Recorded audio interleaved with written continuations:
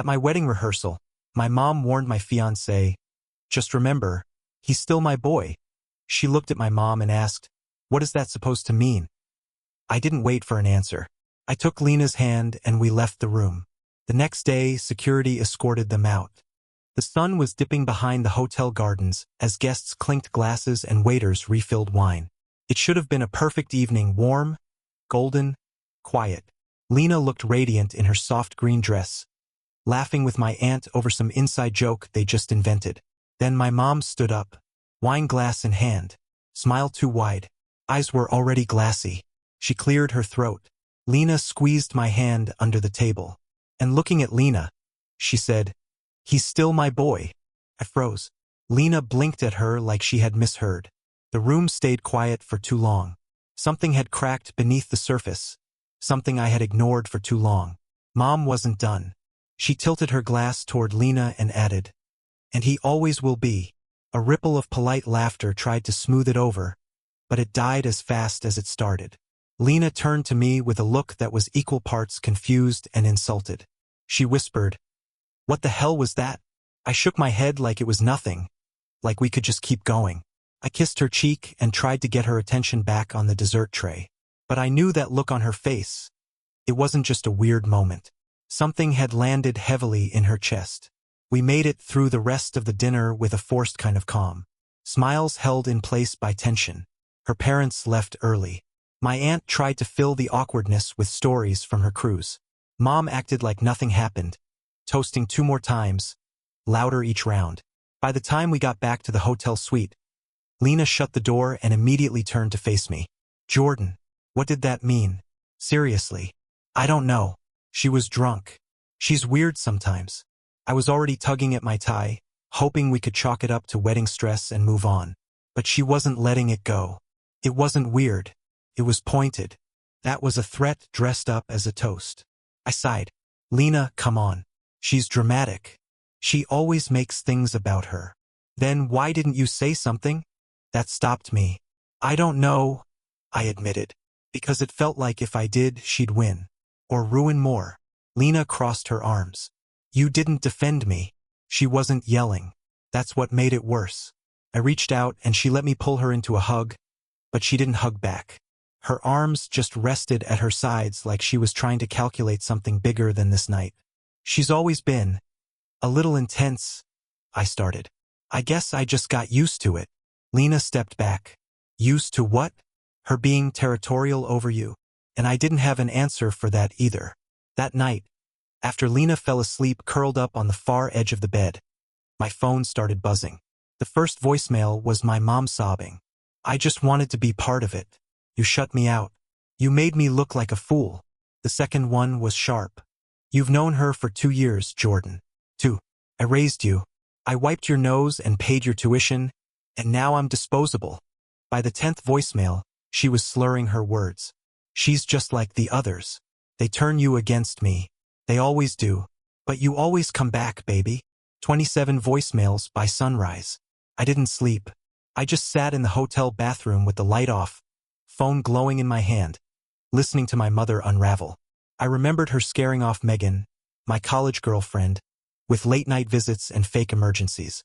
I remembered her showing up at my office unannounced when she heard I was seeing someone new. She never yelled. She never exploded. She just hovered, asked concerned questions, made people feel like they weren't good enough, or that I was too fragile to be left with them. Hell, she once mailed my ex Julia a self-care book with a note that said, "No shame in getting help. Relationships are hard when you're unstable." I didn't know why I never stood up to her. Maybe it was guilt. Maybe I believed some of it. Maybe I just wanted peace. But peace wasn't coming. The next morning I called her. Kept it short. "You need to stop. I was trying to make a toast. You humiliated me in front of your fiancé's family. You humiliated yourself. And you've been trying to wreck this since day one. You're confused," she said. "Calm now, Icy. She's got her hooks in you, but it'll wear off. It always does. I'm the only one who stayed." I stared at the wall. What the hell does that even mean? She's just like the rest. They all leave you. I never will. I hung up before she could say more, but I couldn't unhear it. and I couldn't shake the feeling that she'd been planning something long before she ever picked up that wine glass. Lena was still asleep when I came out of the bathroom. I sat on the edge of the bed and watched her breathe, wondering if the biggest danger to our marriage wasn't divorce or distance, but blood, and wondering how far my mom would go to keep me hers. The next day, I woke to the sound of my phone vibrating on the nightstand. Again and again, in rapid bursts like something was on fire. It was Maya, our wedding planner. Her voice was tight. "Jordan, I need to ask something, and I need you to be honest." "Okay." "Did you or Lena delete the seating chart?" I sat up. "What? No. Why would we? It's gone. Not just from the Google Drive, but from the backup. Everything's been erased. Every file I had tied to this wedding is either corrupted or missing." I jumped out of bed and opened my laptop. Lena stirred, rubbing her eyes. "What's wrong?" she asked, groggy. I didn't answer right away because Maya wasn't done. Also, 2 of the vendors reached out to me overnight. The florist and the cake designer both said you canceled yesterday afternoon. The emails came from your account. I checked my inbox. Nothing. No sent messages, no notifications. But I could feel it. Something was already unraveling. Lena sat up straighter, watching me flip between screens. "Jordan, what's happening?" I looked over at her. "We've been hacked." An hour later, I met Miles in the lobby, hoping he'd seen something. He was still in yesterday's shirt, sipping black coffee and trying to look sober. "She's really doing it, isn't she?" he said before I even opened my mouth. "You knew something?" He nodded. "Last night, around midnight, I went down to the bar for a drink. Saw your mom chatting with someone I didn't recognize at first." "Who?" "Laura." I blinked. "As in my ex Laura?" He winced. "Yeah, they looked friendly. Too friendly. Like 2 people who'd been talking long before yesterday." I sat down hard. Laura. Of all people. She was the one my mom had called the one who got away. The one she still brought up when she wanted to make a point about Lena not being as grounded. "She invited her here?" I muttered. Miles nodded slowly. "Looks like it. I'm not saying she's behind the tech stuff, but I wouldn't be shocked if she knew what buttons to press." While I was still processing that, Lena came down the elevator with her phone in her hand, face pale. She pulled me aside, just outside the hotel cafe. "My dad just got a message," she said, barely above a whisper. "Anonymous number. Said there's something I don't know about you. That you're not over your ex." "Jesus Christ," I muttered. "It included a picture," she added, "from 3 years ago. You and Laura at your old apartment." "That's from my birthday party," I said immediately. You can literally see Miles in the background holding a cake. She was quiet. Too quiet. "I haven't spoken to Laura in over a year," I added. "And I definitely didn't invite her to our wedding." "I believe you," Lena said, but her voice cracked halfway through it. "I do. It's all starting to feel deliberate." "It is deliberate. My mother is doing this. I don't know how yet, but it's her." I watched her eyes, looking for a shift. Instead, I saw the question she was too afraid to ask. How far will she go? We spent the rest of the day with our laptops open, combing through every account tied to the wedding. Email, Dropbox, the vendor portal. The florist's cancellation email had come from my address, but sent at a time I was literally in the hotel suite with Lena and her bridesmaids. Same thing with the cake vendor. And the email address used to reschedule our DJ? Off by 1 letter, a spoof Gmail account. Then we found it. Security question prompts. First pet's name. Mother's maiden name. Childhood best friend. All answers that only one other person in the world would know. Lena sat back in her chair, stunned. "She hacked our wedding," she said. "What kind of person does that?" The answer was sitting in my call log, still sitting there like a ghost, 27 voicemails deep. I stared at the screen and felt something twist in my gut. This wasn't desperation. This wasn't a meltdown. This was a calculated hit. My mother had weaponized her knowledge of me, of us, and used it to take apart the most important day of my life piece by piece. And the worst part? I hadn't stopped her. Not when she started interfering. Not when she made the toast. She'd been planning something. Now it was happening. And it wasn't over yet. By the time the sun came up, I wasn't thinking about the wedding anymore. I was thinking about damage control. Lena barely looked at me as she packed her overnight bag, her hands stiff, robotic. She wasn't angry. She wasn't cold. She was scared. Not of me, but of what marrying me meant. Of those who came with me. I didn't blame her. So while she and her bridesmaids went downstairs for breakfast, I went to the front desk and asked to speak to hotel security. I didn't know exactly what I was looking for. Maybe proof that my mom had entered our suite. Maybe footage of her meeting with Laura. Maybe something that could make Lena feel sane again, or at least safer. The hotel manager walked me down a quiet hallway to the back office. They had a full surveillance setup. High-res footage covering the lobby, bar, ballroom, and all restricted areas. I gave them 2 time frames. Late evening, during the rehearsal dinner fallout, and again around midnight when Miles saw my mom at the bar. It didn't take long to find what we needed. There she was. My mother, Catherine, dressed in a white shawl and too much jewelry, walking through the employee hallway with a purpose. Not lost, not wandering, purposeful. The timestamp, 11:47 p.m. She paused outside the bridal suite, knocked lightly, waited, then pulled something from her purse, a thin piece of metal, and jimmied the latch on the auxiliary staff entrance. She disappeared inside for 4 minutes. The footage had no sound, but her body language was telling. She left calmly, smoothed her shawl, checked over her shoulder, walked back to the elevator like she'd just gone out for a smoke. The next camera picked her up in the bar, sliding into a booth next to Laura. I asked for a copy. They gave me a USB stick. I went back to the suite, shut the door, and started collecting everything. Screenshots of her voicemails, the spoofed email addresses, Lena's father's text thread, the audio files from my phone, the surveillance footage, all of it dumped into one folder, then zipped and copied to a second flash drive just in case. I held it in my hand, staring at it like it was a detonator. I didn't want to use it. Not if I didn't have to. Not if there was still a way to talk her down. Called her. One last time. She answered on the second ring, her voice already prepped, sweet, calm, as if we were just catching up. Jordan, honey, I heard things are a bit rocky. You must be under so much stress. I clenched the flash drive tighter. I saw the footage, Mom, of you entering the suite. I have it. I have everything. A pause. Then laughter.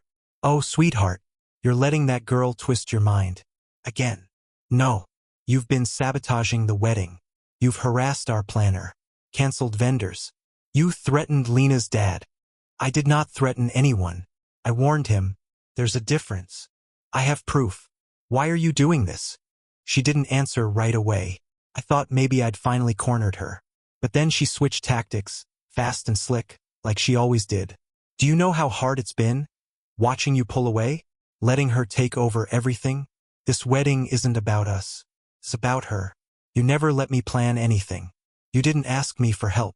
Because you made it clear that if it wasn't your way, it would be war. She scoffed. You're being dramatic. You always were sensitive. I blinked. Are you seriously gaslighting me right now? I'm just reminding you who was there when no one else was.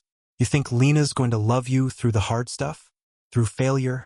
You think she won't walk like the others? This isn't about the others, Mom. This is about you. You're losing control of me, and you can't handle it. I'm not losing control, she snapped. I'm trying to save you, and one day you'll see that. She hung up. When I got back upstairs, Lena was sitting on the edge of the bed, staring at nothing. I sat next to her, quiet for a while. Then she whispered, I don't think I can do this. My chest tightened. You mean the wedding? She nodded. Not because I don't love you. I do. But this isn't just us anymore. I feel like we're trying to build a house in the middle of a war zone. I didn't argue. I didn't beg. I just reached into my pocket and showed her the flash drive. This is our insurance, I said. Every lie, every threat, every move she's made. If she shows up tomorrow, she's not getting within 100 feet of us. Lena looked down at it. And if she doesn't, then it stays in my pocket. And we never talk about it again. She didn't say anything for a long time. Then she exhaled. Okay. I stood. Go with the girls. The spa's booked. Mani Pedis, massages, champagne, the whole thing. She narrowed her eyes. Are you trying to distract me? Maybe, but I'm also trying to keep you out of the blast radius. She kissed my cheek lightly, like she was still holding back. Then she left, and I stayed behind, flash drive in hand, waiting for the war to start. Despite everything my mother did, we decided to proceed with the wedding. While Lena and her bridesmaids floated through a haze of hairspray and soft focus lighting upstairs, I was downstairs with hotel security, handing over a flash drive like it contained state secrets. Because honestly, kind of did. Every surveillance clip, every voicemail, every toxic breadcrumb Catherine had left on her sabotage trail, all compiled and timestamped, neatly labeled. My insurance policy. The head of security was a bald guy named Edgar, built like a linebacker with the energy of a funeral director. He nodded solemnly as I handed over the drive. You want these names blocked? He asked, holding up the list I printed. Yep. No entry. No distractions. I don't care if they claim to be family or say they forgot their invitation. They're not getting in. The banned list was short but brutal. Catherine Ellis, mother. Greg Ellis, stepfather. Laura McMillan, ex-girlfriend and potential ceremony crasher. Any party claiming to represent them, including a wedding consultant they made up last time. Edgar raised an eyebrow. Family drama? Just making sure my fiancée gets the wedding she deserves. He gave me a slow nod. We'll take care of it. You focus on getting married. I wanted to. I really did. But some part of me was still waiting for the other shoe to drop. Guests started arriving around noon. Suits, florals, subtle pastels, and cheerful chatter. If you didn't know what was brewing beneath the surface, you'd think this was any other beautiful ceremony at a five-star hotel. But I knew better. I stood near the ceremony entrance, welcoming people with a practiced smile while keeping one eye on the side entrance. That's where she'd come in. Always late, always smug, always making sure every head turned when she entered the room. And right on cue, 30 minutes before the ceremony, I saw her, Catherine, draped in a sleek ivory shawl, not quite white, but close enough to be petty. Greg flanked her, wearing sunglasses indoors like the douchebag he is. They didn't even look nervous. In fact, they were smiling. My stomach turned as I watched them strut toward the lobby like they owned the place. Catherine's heels clicked across the marble like gunfire. But before they could even reach the door to the ballroom, two guards in black suits stepped into view. Edgar's team didn't flinch, didn't raise their voices, didn't make a scene. One simply held up a hand. The other gestured toward the exit. Catherine's face changed instantly, like someone flipped a switch. She started to argue, but her voice didn't carry. She tried to walk past them, blocked. Greg stepped forward, redirected. I couldn't hear the words, but I could feel the fury radiating from her body like steam off a busted pipe. And then, slowly, she realized something. There would be no audience, no scene, no screaming match to hijack the mood. Just a quiet walk of shame back to the parking lot with two silent guards and her irrelevant husband. She turned one last time, glaring toward the ballroom doors like she could melt them with her stare. And then she disappeared. No fireworks, no sabotage, just silence. Lena never found out. Not then, anyway. By the time she walked down the aisle, she was radiant. Her veil shimmered in the afternoon sun like something out of a movie. The music swelled. Her dad was beaming. I stood at the altar, watching her float toward me like nothing in the world could ever touch us. And in that moment, nothing did. No interruptions. No truth speeches. No ex-girlfriends bursting through the back door in dramatic slow motion. Just vows. Just a kiss. Just the soft clatter of applause and tissue paper tears, and the faint clink of champagne glasses waiting on the reception tables. We made it. On the surface, at least. It wasn't until later, during cocktail hour, that the next shoe finally dropped. I was sipping a whiskey near the dessert table when my Aunt Marlene, my mom's sister, approached me.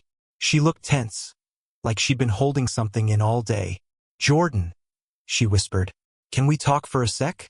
I followed her out to the balcony, where the string quartet was taking a break. "I didn't want to say anything before the ceremony," she started, glancing around. "But you should know. Catherine was planning something." I raised an eyebrow. Besides showing up in a shawl that looked suspiciously like a wedding dress, Marlene didn't laugh.